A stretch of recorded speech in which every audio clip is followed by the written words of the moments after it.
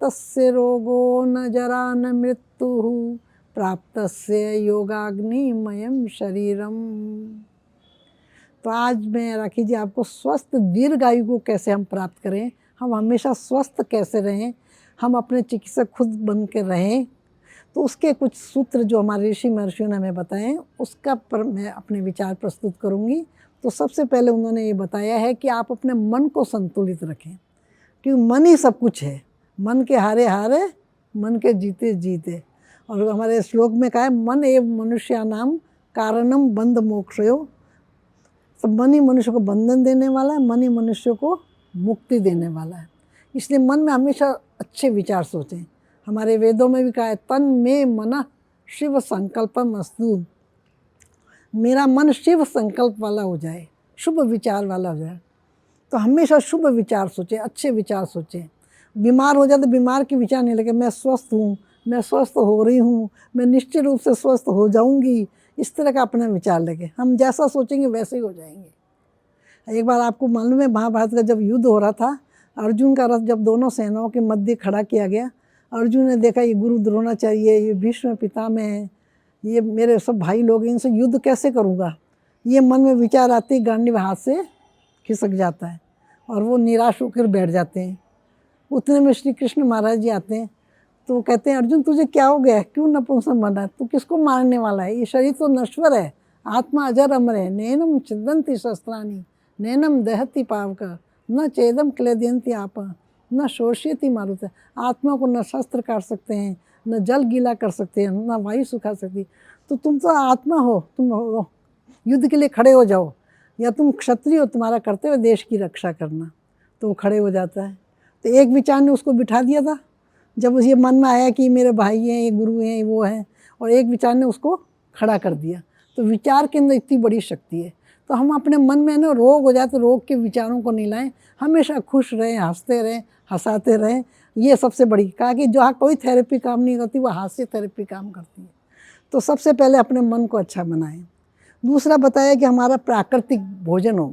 हम लोगों का भोजन क्या है कि आजकल ना नियम हमारे ऋषि महर्षि ने बताया कि 80% तो हमारा क्षारीय भोजन होना चाहिए, 20% आम्लिक होना चाहिए। लेकिन हम लोग उल्टा करते हैं, हम लोग तो आम्लिक तो 80% ले रहे हैं, क्षारीय 20%। क्षारीय से मतलब फल सब्जी सलाद सूप ये, और आम्लिक से मतलब ये है कि हमारे पूरी पराठे ये ज़्यादा गरिष्ठ भोजन ये है। तो भोजन हमारा मतलब वो होना चाहिए, क्षारीय ज़्यादा होना चाहिए, आम्लिक कम से कम होना चाहिए। भोजन का बड़ा भारी महत्व है। आहार विहार भोजन का मतलब, तो एक इसकी एक कहानी आपको बता। जब चरक ऋषि ने अपनी वो लिख दी चरक संहिता, तो एक जगह उन्होंने सोचा कि मैं परीक्षा करके देखूँ, जो शुरू में मैंने आहार विहार ऋतुचर्या के मैंने बताया वो कैसा है, मतलब उसका पालन कर रहे हैं कि लोग दवाइयाँ देते जा रहे हैं। तो वो एक जहाँ पर बहुत सारे वैद्य लोग बैठे हुए थे, तो उन्होंने एक शब्द कहा कोरुक कोरुक कोरुक। कौन मनुष्य रोगी नहीं होता है, कौन मनुष्य रोगी नहीं होता है। तो किसी ने कहा जो च्यवनप्राश खाता है वो रोगी नहीं होता, किसी ने कहा जो स्वर्ण भस्म खाता है वो रोगी नहीं होता, कोई किसी ने कहा त्रिफला खाता है वो रोगी नहीं होता, किसी ने कहा हिंगवाष्टिक चूर्ण खाता है वो रोगी नहीं होता है। तो महर्षि चरक जी को बड़ा दुख हुआ। उन्होंने कहा शुरू में जो मैंने आहार के बारे में बताया और ऋतुचर्या के बारे में वो कोई नहीं बता रहा है। तो वो आगे बढ़े, तो रास्ते में उनको वाग्भट नाम के वैद्य मिले। तो उनसे भी यही प्रश्न पूछा कोरुक कोरुक कोरुक, कौन मनुष्य रोगी नहीं होता। तो उन्होंने बहुत अच्छा उत्तर दिया, हित भुक मित भुक रित भुक। जो हितकारी भोजन करता है, हितकारी मतलब अपनी प्रकृति के अनुरूप। जैसे किसी को डायबिटीज़ है तो आलू चावल चीनी नहीं खाएं, गेहूं की रोटी कम खाएं। इसी तरह किसी को अस्थमा है तो भिंडी है, वो है ठंडी चीज़ें हैं, फ्रिज की चीज़ें वो न खाएं। किसी को वायु की शिकायत हो तो दालें हैं, बेसन है, वो कम से खाएं। तो प्रकृति के अनुरूप ने खाएं, हितकारी भोजन करें। मित मतलब कम मात्रा में खाएं, कम खाना खूब चबाना, यह है तंदुरुस्ती का खजाना। तो इस तरह हित भुक मित भुक और रित भुक मतलब अपनी ईमानदारी कमाई का भोजन करें। जो ईमानदारी कमाई का भोजन जो करते हैं, या रित मतलब ऋतु के अनुकूल जो सब्जियां फल मिलते हैं वो खाएं। तो इस प्रकार इन्होंने बहुत अच्छा उत्तर दिया। तो कहने का तात्पर्य कि जब हम हितकारी भोजन करेंगे, हमारा अपनी प्रकृति के अनुरूप भोजन करेंगे तो हम हमेशा स्वस्थ रहेंगे। और तीसरा सूत्र हमारे ऋषि महर्षियों ने बताया, नियमित योगासन करें अथवा घूमें। घूमना भी एक बहुत अच्छी वो है, कहते हैं 100 दवा 1 हवा। सुबह का घूमना बहुत अच्छा है। और जो लोग योग कर सकते वो योग करें। और योग में भी हमारी जो क्रियाएं हैं ना, हमारी जो ये सूक्ष्म व्यायाम है बहुत अच्छे हैं। कहते हैं महाभारत काल में लोग सूक्ष्म व्यायाम करते थे, 300-400 वर्ष तो जिंदा रहते थे। महाभारत के सूक्ष्म व्यायाम सिर से लेकर पैर के अंगूठे तक हर जॉइंट्स की एक्सरसाइज है। अभी आपको आगे दिखाएंगे, हर जॉइंट्स की एक्सरसाइज है। तो उससे क्या होता है, सारे शरीर में रक्त का संचार अच्छी तरह से हो जाता है, सारे में ब्लड सर्कुलेशन अच्छी तरह हो जाता है, और हमारे फेफड़े हृदय मजबूत होते हैं। तो हमें हमेशा सूक्ष्म व्यायाम का अधिक से अधिक वो करना चाहिए, जिससे हम हमेशा स्वस्थ रहेंगे, हमारी आयु बढ़ जाएगी। इसी तरह योगासन में आसन भी करें। आसन करने से लाघवम कर्म सामर्थ्य, आसन करने से शरीर में हल्कापन आता है, कर्म करने की क्षमता बढ़ जाती है, वात पित्त कफ दोषों का शमन होता है, जठराग्नि प्रदीप्त होती है।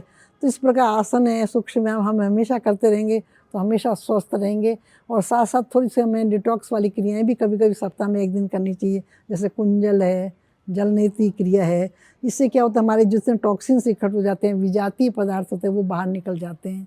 तो कुंजल जैसे पानी पिला के उल्टी साम कराते हैं, उसमें क्या होता है, कहा भी का गज कर्म आई जानिए, पिए पेट भर नीर, फेरी युक्ति सो काढ़िए, तो रोग ना होए। तो पानी पी के उल्टे करेंगे तो हमारे यहाँ पर गैस है, अपच है, एसिड है, पित्त है, कफ है, सब निकल जाएगा। इसी तरह हम नेति क्रिया करेंगे तो नज़ला है, जुकाम है, साइनस है, माइग्रेन है, वो हमारा कम हो जाएगा। कोरोना में इन दोनों क्रियाओं ने बहुत लोगों को बचाया। तो इस प्रकार ये 3 सूत्र हमारे ऋषि महर्षि ने बताए हैं। एक तो हम नियमित मन को संतुलित रखें, हमेशा स्वास्थ्यवर्धक विचारों को सोचें। दूसरा, हम प्राकृतिक भोजन करें, शारीरिक भोजन करें। तीसरा, हम नियमित योगासन करें या सुबह का घूमें।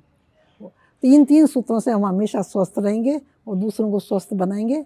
ओम सर्वे भवन्तु सुखिनः, सर्वे सन्तु निरामया, सर्वे भद्राणि पश्यन्तु, माँ कश्चित् दुःख भाग् भवेत्।